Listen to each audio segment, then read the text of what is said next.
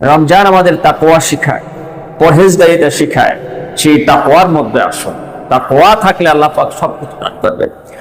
ওয়ালাউ আন্না আহলাল কুরা আমানু ওয়াত্তাকাউ লাফাতাহনা আলাইহিম বারাকাতিন মিনাস সামাই ওয়াল আরদ।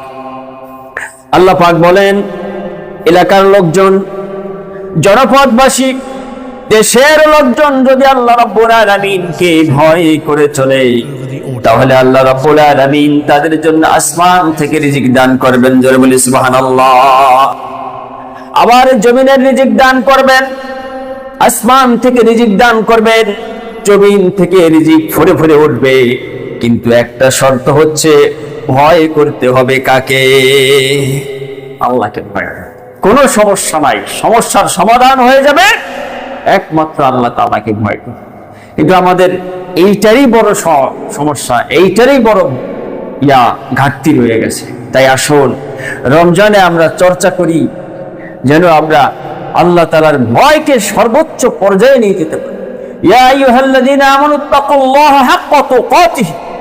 আল্লাহ বলেন, প্রত্যেক জুমায় তো আমরা এটা খুতবায় পাঠ করি, ইয়া আইয়ুহাল্লাযীনা আমানুত্তাকুল্লাহা হাক্কা তুকাতিহি ওয়ালা তামুতুন্না ইল্লা ওয়া আনতুম মুসলিমুন। সবাই বলেন, ওয়ালা তামুতুন্না ইল্লা ওয়া আনতুম মুসলিমুন। বলেন, আল্লাহ পাক বলেন, হে ঈমানদাররা, তোমরা আমাকে ভয় করার মতো ভয় করো, যথাযথভাবে ভয় করো,